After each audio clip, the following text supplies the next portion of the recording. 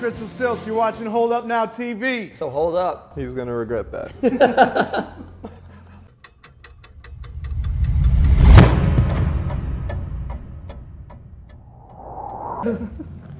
It's my favorite question. JB and I met living in South Florida amongst a scene, a culture that didn't listen to the music we liked. So we moved to New York around the same time and kind of gradually started messing around and playing, and that took years. We didn't really have a band, we just sort of recorded some weird stuff that we did and eventually just did a single, and it eventually grew enough to where we sort of needed a band to play live. And we knew these guys from a record shop we worked at. It's an old record shop in Soho called Rocks in Your Head.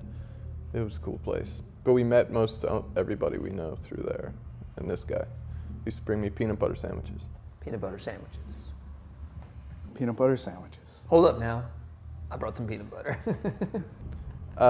It would sound murky to a lot of people that probably don't listen to the same stuff that we do. Probably initially the vocals would sound too low and reverbed, but it's a certain aesthetic that we've always liked. I don't think we feel a part of any scene. Post-punk is fine. I mean, to me, post-punk is just the same thing as folk music, you know. It's just something that everybody could potentially do, that anybody listening to it could be inspired to do. It's not, it's, you know, music of the people, so. Yeah, it's kind of non-musician music in a way, I guess you could say. Roger Federer. Miami Heat. No, I'm just kidding.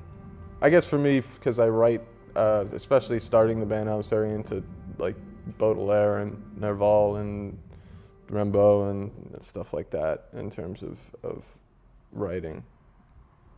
Musically, I think, you know, it's just a lot of the Velvets and the Stones and classic stuff. I just want to play the keyboard like noted English session pianist Nicky Hopkins, but I don't really get that much of an opportunity. The composer of that phrase is amongst us. Yeah. Retrofitted, retrofitted like, it's fitted in old music, but it's not, we're not a, you know, retro band, I don't think. I think we're a new band, but... Not a revivalist act. Not a revival band, yeah. But we're not new either, I don't know. Yeah. Well, they changed a lot. The first record was just me and him. Him playing guitar and kind of stomping on a bass drum, and me bringing lyrics in and trying to fit them to the songs. And when we recorded it, he did all the overdubbing himself. So there was just a couple of people came in and played bass. And otherwise, it was just me and him doing it. But by the second album, these guys were a part of it and we were playing live. So the writing changed a little bit. We all wrote, there was more of a, you know, a band collective vibe in terms of writing things together and organizing them together. I mean, the lyrics were still mostly written outside of it, but, you know. This last one was more the music and the lyrics were written more separately than in the past, I think, right? Yeah, I was gone for. So that's a little different about this one, which maybe might come through in some way. So the songs are probably a little bit more structured. Yeah, well, we've kind of answered this. I think the 10-year thing is not entirely accurate, in that in 2003, me and him had maybe just been in a practice space, like playing absolutely bizarre, you know, like 10-minute drone things. I don't think we really started as a band until more like 2006 and 7. But I mean, it was still part of the process. I mean, we learned how to be a band. We had no idea how to be a band. We learned everything you have to do besides just writing music to do it. And that took about 5 years. Yeah. Yeah. This is our It's got to be our 5th time or something. We've probably played London almost as much as we've played anywhere in the world. We've probably played 8 or 9 London shows. Yeah,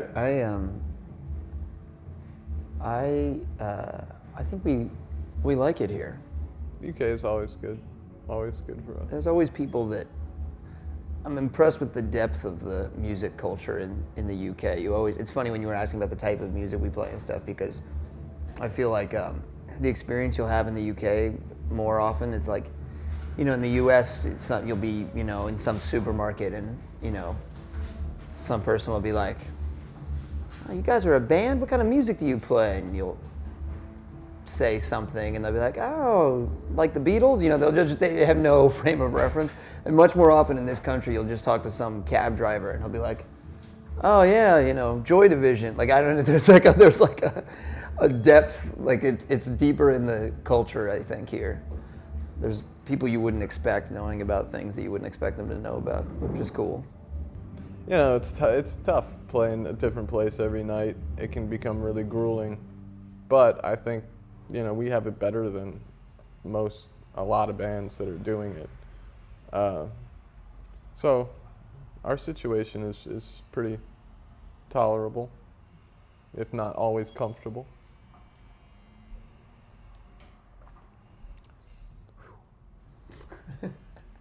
If I knew that. Well, in the immediate future, I think we're going to put maybe a single or something out in the spring, probably. So I would say more records. Look out for it. Spring 2014. Hold Up Now TV. Peace.